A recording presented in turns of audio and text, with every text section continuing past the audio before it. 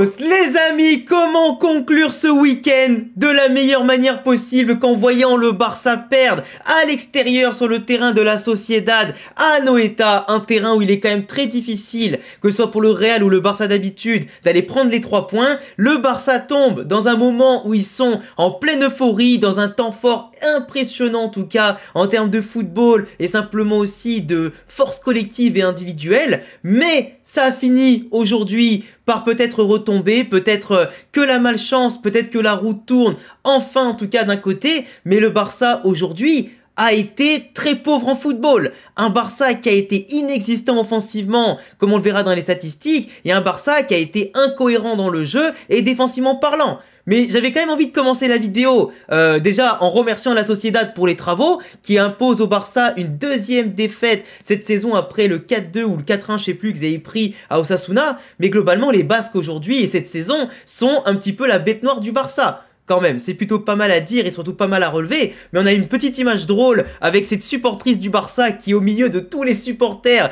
de la Sociedad et qui a un visage plein de seum, un petit peu finalement peut-être comme tous les supporters du Barça, un peu sûrement aussi comme Loguito et tous les youtubeurs et streamers barcelonais, tu vois, à qui on fait la bise évidemment avec le respect et le fair play, mais globalement cette image m'a quand même fait rire et je voulais absolument la mettre dans le débrief, tu vois. Même si le Barça a mis 4-0 au Real il y a pas longtemps, une victoire au Classico sur les 5 derniers officiels, je peux quand même me permettre de les vanner quand ils perdent. Même si nous, on n'est pas très bons après ce qu'on a pris aussi contre le Milan et tout ça, je peux quand même me permettre de créer victoire quand tu vois que la Liga est peut-être un poil relancée. Même s'il ne faut pas s'enflammer évidemment, mais ça donne quand même un motif d'espoir. Le Real qui a un match en plus à jouer contre le FC Valence, on ne sait pas encore quand et sûrement au milieu de la saison ou à la fin de saison, bah tu peux potentiellement revenir à 3 points. D'un Barça qui semble largement meilleur que toi, au final il n'est que 3 points devant. Face à un Real Madrid qui ne carbure pas dans le jeu ni collectivement ni individuellement à part certains joueurs. Donc t'imagines que si le Real se met à carburer, ça peut faire très mal pour la suite de la saison. La Liga n'est pas morte, la Liga a retrouvé de l'entrain et de l'enjeu ce soir. Et ça fait franchement plaisir de se dire que c'est pas la 12 ou 13e journée que c'est fini. Même si bien sûr je vois pas le Real Madrid faire un sans faute jusqu'à la fin de saison et le Barça non plus, avec l'enchaînement des matchs, peut-être des blessures, des suspensions qui peuvent tout changer, de la malchance, de l'inefficacité ou des plans de jeu qui vont devoir s'adapter, qui fonctionnent plus trop comme on l'a vu ce soir, bah tu vois, tout peut arriver. Quand tu vois Manchester City en première ligue, c'est quand même toute compète confondue, 4 défaites de suite. Et pourtant, ils ont juste Rodri absent et De Bruyne absent. Ça a entraîné aujourd'hui un Liverpool qui est peut-être en place de gagner la première ligue cette année, même si rien n'est joué jusqu'à la fin. Mais tu vois, le Barça, qui semblait si fort, aujourd'hui, avec 40 buts marqués en Liga, bah finalement, a été totalement inoffensif. 0 tir cadré aujourd'hui, 5 tirs non cadrés, mais quand tu ne cadres pas une seule frappe, comment tu veux espérer gagner? En face, tu as la Sociedad qui a quand même dominé sur la partie, j'allais dire plutôt sur la transition, sur les nombres d'occasions dangereuses, et globalement, les occasions qu'ils ont eues tout au long du match, malgré une possession plus faible, ils ont su mieux utiliser la balle, en étant plus cohérents. Même s'ils ont beaucoup couru, ils ont une débauche d'énergie importante. Eux aussi jouent des Coupes d'Europe, certes à un niveau moins intensif, avec un effectif aussi beaucoup moins garni. C'est aussi pour ça d'ailleurs qu'ils ont fait à l'heure de jeu plus de 4 changements en même temps, qui étaient un petit peu... j'allais dire évocateur de la situation, où ils ont voulu garder un maximum de force et faire rentrer le sang frais tout en même temps pour assurer un relais dans les efforts qui était quand même plutôt pas mal. Là où le Barça l'a fait petit à petit, avec des joueurs qui auraient pu sortir plus tôt peut-être pour changer la décision, mais c'est compliqué. En plus, pour moi, le Barça a très souffert en tout cas de l'absence de Lamine Yamal. Lamine Yamal, d'habitude sur le côté droit, à la place de Rafinha qui lui est à gauche, ça a fait beaucoup de mal en termes de créativité, de mouvement, de percussion. Quand tu as Lamine Yamal et quand tu l'as pas, ça fait extrêmement mal. Rafinha qui était plus à l'aise de base dans le couloir gauche ou dans l'axe comme on l'a vu depuis le début entre ses appels, mais ses mouvements perpétuels etc. Même s'il est capable aussi d'être très bon à droite et qu'il a beaucoup permuté durant le match suivant les appels et les situations. Mais pour moi aujourd'hui, Lamine Yamal absent pour sa cheville, ça a fait extrêmement mal au Barça. Fermin Lopez, il est très fort mais c'est pas un joueur cantonné sur un côté, même s'il a beaucoup bougé aussi dans l'axe ou sur le côté pour revenir défendre. Globalement, le Barça était un peu déréglé, était un peu moins serein et arrivait pas à pousser ses attaques jusqu'au bout. Ce qui fait que quand avant tu avais Lamine et tu avais 8 ou 7 attaques sur 10 qui pouvaient aboutir à un centre, à une pression importante, à des débordements, à une équipe adverse qui dans la vitesse ou sur les gestes se retrouve déséquilibrée. Là au Barça, tu n'avais aucun joueur pour déséquilibrer. Ni Fermin ni Rafinha n'y arrivaient. Et Casado et De Jong partaient souvent de trop loin pour faire la différence, ou étaient parfois un peu seuls sur les prises de balles en transition, ils étaient déjà automatiquement confrontés au pressing de la Sociedad. Mais sinon, tu vois, le Barça aujourd'hui n'a pas rayonné. Pedri, à la création, il n'a pas rayonné. Casado, il a fait beaucoup d'erreurs techniques sur des ballons, surtout vers la fin du match. De Jong, il est sorti à la mi-temps pour Olmo, mais ça n'a pas été un De Jong pourtant retrouvé. Il a eu quelques petites phases sur les portées de balles, mais c'était pas suffisant. Et la défense, aujourd'hui l'alignement comme on le verra plus tard a été catastrophique face à une équipe de la Sociedad avec un Kubo intenable, un Oyarzabal hyper maladroit et un Baker qui était inspiré aujourd'hui, qui avait pu faire vraiment beaucoup plus mal au Barça. Et tu avais surtout le triangle des Bermudes de la Sociedad, Brais Mendes, Zubimendi, Susic, qui ont été extrêmement bons aujourd'hui au milieu de terrain. Ils ont vraiment fait ce qu'il fallait pour contenir le Barça, ressortir proprement les ballons et se projeter en apportant du nombre et surtout en organisant tellement bien les replis défensifs qu'au final, en coulissant et en aidant l'équipe à coulisser parfaitement et en bloquant ce qui pouvait passer entre les lignes, ils ont réussi à contenir les assauts. Derrière, l'arrière-garde aguerre de Zubeldia a quand même bien tenu Lewandowski, Rafinha et Fermin. Et je parle même pas aussi, tu vois, de Remiro qui rassurait quand même par ses sorties, qui rassurait quand même par sa présence, même s'il n'a pas eu à stopper un ballon entre ses poteaux, tu vois.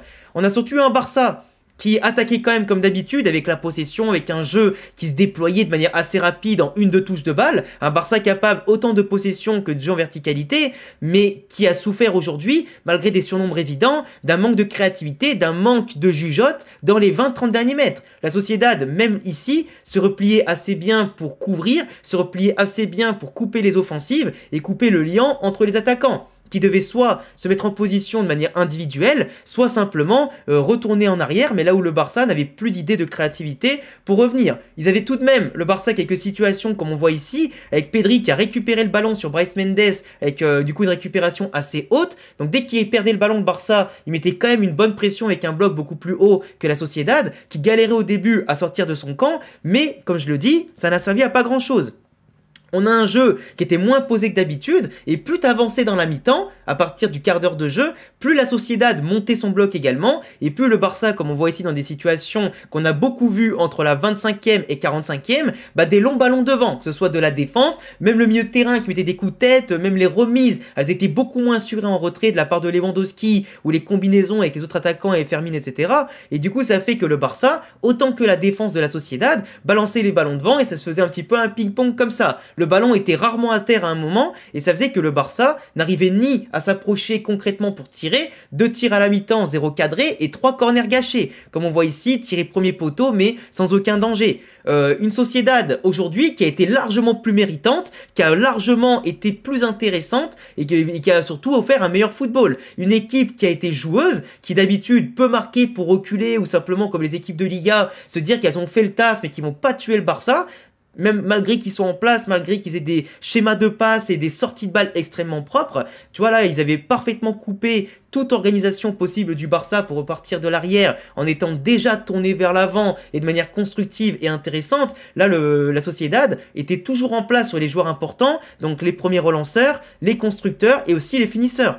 Il laissait largement le champ libre aux défenseurs centraux par exemple ou les latéraux parce qu'ils se concentraient plutôt sur le milieu du terrain, parce qu'ils savaient que le Barça aujourd'hui, malgré des dédoublements, des tentatives, etc., la Sociedad n'avait plus qu'à s'occuper de l'axe et à coulisser en temps voulu pour bloquer les espaces parce que le Barça n'a pas fait tant de centres que ça. Il n'y avait pas tant de présence dans la surface de la Sociedad. Ce qui fait que c'était un petit peu en mode je frise mes moustaches comme on dit, je mets mes pantoufles et j'attends que le Barça fasse une action car ça va pas au bout. Et c'est exactement ce qui s'est passé. On a une Real Sociedad qui était extrêmement solidaire en défense avec un pressing de Baker ici sur Koundé qui récupère la balle en tant qu'attaquant. Peut-être qu'il pourrait montrer l'exemple à Vinicius ou en tout cas à Kylian Mbappé que c'est comme ça qu'on revient. Et c'est comme ça qu'on met la pression sur l'adversaire, qui va le pousser à prendre des décisions beaucoup plus rapidement et surtout dans la précipitation, parce qu'il sent que le danger peut venir. Et si les attaquants de la Sociedad n'avaient pas fait ce jeu-là, ça n'aurait pas fini sur un 1-0 pour l'équipe, tu vois.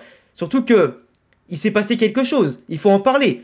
Il y a eu un tournant dans ce match, et ça, je suis désolé, je vous avais prévenu. notamment par rapport à des matchs du Real, et j'avais dit que je serais honnête si ça arrivait pour le Barça. Donc vous pouvez me remercier si vous êtes supporter du Barça pour mon honnêteté, si vous avez écouté la vidéo jusqu'au bout jusqu'à maintenant, parce que j'avais dit que la règle du hors-jeu pour moi, si tu refuses un but à cause d'un orteil, et là encore, on n'est même pas sûr que c'est vraiment le pied de Lewandowski qui est déclaré hors-jeu, même si la caméra et la technologie te le disent, ça, c'est des hors-jeu que tu, malheureusement, ne voyais pas à l'époque sans la VAR. Car c'est impossible à juger. C'est impossible. Et moi, pour moi, là, je trouve ça scandaleux qu'il y ait eu hors-jeu. Et pour moi, je suis même pas sûr qu'il y ait eu hors-jeu. Et pour moi, ça, même si la Sociedad, ils avaient 3 joueurs de guignol qui sont rentrés dedans et que la balle revient comme par hasard sur Lewandowski, sur une occasion qui n'en était pas une, le but était valide pour moi, à mon sens. Et pour moi, c'est le tournant du match. Refuser un but pour un orteil, c'est une honte. Et pour moi, il faudrait aujourd'hui miser sur les pieds d'appui. Tant que tu as un pied d'appui devant, enfin, au même niveau que le défenseur, pour moi, t'es pas hors jeu. Faut arrêter de compter les épaules, les bras, les orteils et machin. Enfin, surtout si t'es avec un pied d'appui sur la même ligne que le défenseur. Parce qu'un but, ça se joue pas à un orteil. Faut arrêter de déconner, tu vois. Et ça, pour moi, peu importe que soit la règle, il faut la changer. Avant, t'avais pas la VAR, du coup, ça se voyait pas. Aujourd'hui, t'as la VAR, tu refuses des buts pour n'importe quoi. Le défenseur est battu, mais dans les règles ici. C'est pas un orteil qui va définir la qualité d'une action et ce qu'il doit refuser ou pas un but. Ça devient ridicule, en fait. Et donc, pour moi, aujourd'hui, le Barça se fait quand même un peu avoir sur ça, mais sur l'ensemble du match, offensivement, ils ont rien produit, même si le but aurait pu changer quelque chose avec la Sociedad qui aurait pris plus de risques, qui aurait laissé plus d'espace, qui se serait jeté beaucoup plus haut. Le Barça qui aurait pu, comme contre le Bayern ou le Real, une fois qu'ils ont marqué le premier but, bah enclencher la cadence et se frayer dans les espaces et marquer plus de buts, avec une efficacité qu'on les connaît. Mais sauf que là, à partir de là, au lieu de les motiver, ça les a pas éteints. Enfin, ça les a éteints. Et la Sociedad, ça les a pas éteints. Ils se sont dit, nous, on est encore en vie, on est à domicile, poussé par le public. Qu'est-ce qui s'est passé derrière? 1-0 but de Becker. T'as une longue remise, une longue relance de Iñaki Peña qui est contrée par le défenseur ici, qui en plus voit clairement dans son dégagement que toute la défense du Barça n'est pas alignée, à force de trop jouer le hors-jeu, pardon, je reviens en retrait, à force de trop jouer le hors-jeu et sur une relance trop rapide de Peña qui s'est cru avec Mbappé, Vinicius devant, où il va balancer devant et ça va rentrer, là, au lieu de calmer le jeu, il a désorganisé toute la défense du Barça, qui est ici, ici, ici, ici. Finalement, le joueur qui est là, il a juste eu à la décaler un peu chanceusement, en tout cas dans la foulée, et c'est fini comme par hasard, dans le dos de Koubarsi, dans le dos de Koundé. Koundé qui a pourtant 1 mètre d'avance, qui est moins réactif que Becker qui est devant lui. Tu vois ce que je veux dire? Et Becker qui a juste allé pu conclure, plat du pied, poteau rentrant, terminé, bonjour, au revoir. Derrière, globalement dans la mi-temps, t'avais quand même Kubo qui était inarrêtable, mais pas décisif. Il a fait plusieurs actions par les dribbles, par les crochets, les percussions. Il apporte du danger. Ça a apporté plusieurs fois avec Becker et Oyarzabal des hors-jeu, des ratés abusés, comme notamment, je vais vous montrer ici. Mais les portées de balles qu'il fait, les prises sur Pedri, sur Casado, les nombres de fois où il a cassé des lignes, il a joué notamment sur les côtés. Parce que le Barça, dans les transitions, les contre-attaques et sur les ailes, mais Baldé, Koundé, aujourd'hui, c'était porte ouverte derrière. Hein. C'était porte ouverte. Et comme je disais, le Barça, le problème, c'est que quand tu as des milieux de terrain comme Casado, Pedri, De Jong, c'est que c'est pas assez physique, c'est pas assez rapide. Quand ces mecs-là se font passer dans les espaces, c'est pas eux qui vont revenir en vitesse. Et si en face, tu as des joueurs intelligents techniquement, comme Kubo qui lâche la balle au bon moment, et des joueurs rapides à côté, bah le Barça se retrouve coupé en deux, entre les milieux et attaquants, et les défenseurs livrés à eux-mêmes. Et quand, pour une fois, la défense n'est pas alignée parce qu'ils n'ont pas eu le temps, etc., ils sont pris au dépourvu, t'as des occasions comme ça monstrueuses. Oyarzabal qui doit mettre le 2-0 dans le meilleur des mondes à la mi-temps, bah il le met pas, tu vois. Pourtant, il met un but en finale de l'Euro improbable, et le mec derrière, il rate un truc hyper facile, face au cage. C'est pas normal. Même Dani Olmo, quand il est rentré à la mi-temps pour De Jong, je me suis dit, Dani Olmo va apporter la différence. Eh ben, pas du tout. Le Barça, dès le départ, n'est pas attentif. On a encore une fois une balle longue, avec là, un joueur qui est hors jeu, mais c'est Becker qui fait vraiment l'appel pour aller prendre le ballon. Il se retrouve tout seul encore derrière Koubarsi. Il rate son lob sur Iñaki Peña, mais ça peut faire 2-0 dès la mi-temps. Pareil, 5 minutes après, nouveau ballon mal dégagé, puis remis sur encore un mauvais alignement du Barça, qui essaye encore de jouer le hors-jeu. Et je vous avais dit qu'au bout d'un moment, le hors-jeu contre des équipes intelligentes, placées dans le bon timing, ça passera pas. Vous m'avez pas écouté. C'est exactement ce qui s'est passé aujourd'hui. Oyarzabal qui rate une énorme occasion avec un Iñaki Peña qui était en forme, qui a fait 4 ou 5 arrêts si je dis pas de bêtises. Mais c'est compliqué. On a même eu Kubo encore qui percutait. Il y a un possible penalty de Koundé sur Baker, mais la poussette est à mon sens beaucoup trop courte, beaucoup trop faible pour justifier un penalty, mais encore une occasion qui finit ratée, tu vois. Pour la Sociedad, on avait une désorganisation offensive côté Barça, avec Lewandowski qui est placé entre les centraux, mais qui est trop seul. On a Rafinha qui ne sait pas vraiment se montrer en évidence, qui était un petit peu aujourd'hui en mode je me cache et qui n'était pas le capitaine emblématique qu'on voit en ce moment. Même Olmo et les autres ne se cachent, enfin, il n'y a personne qui vient demander le ballon. Là, c'était criant. Même Baldé, au lieu de coller la ligne pour écarter, il se retrouve ici, mais t'as pas de solution devant pour venir la donner. Genre, il n'y a pas un cheminement de passe qui vient ici, puis ici avec un appel. Le Barça était bloqué. On voit la défense à 5 de la Sociedad, une défense à 4 ici, ce qui place un 5-4-1 côté défense de la Sociedad. Mais c'est compliqué de jouer comme ça pour le Barça, ou de jouer contre ça. Parce que la Sociedad, ils n'ont pas juste bétonné. Ils ont bétonné sur les phases, en tout cas, de préparation. Mais après, derrière, ça se projetait comme un 3-5-2, 4-5-1. Enfin, c'était vraiment très explosif, quoi. Et c'est ça qui a mis en danger le Barça, qui était obligé de faire des courses aujourd'hui plus longues que d'habitude, de s'épuiser, de se désorganiser. Parce qu'aujourd'hui, ils avaient trouvé une équipe qui était joueuse, qui les a fait paniquer. Comme ici, Brais Mendes, qui profite encore d'une défense ultra passive. Ici, on a encore un attaquant. Alors, je sais plus que c'était Barenekcha, je crois, qui la met encore à côté. Tu vois, il y a eu pas mal d'occasions dans le dos. On a des masterclass en sortie de balle où je vous ai mis le cheminement par les flèches ici, où c'est ressorti mais super proprement malgré un pressing du Barça qui était plus ou moins intense, il est vrai, pas comme d'habitude. Mais là, tu vois, t'avais Oscarson ici qui mettait encore la balle au-dessus sur la continuité de l'action. C'est le Barça aujourd'hui était risible et vraiment de pire en pire. Regardez ça!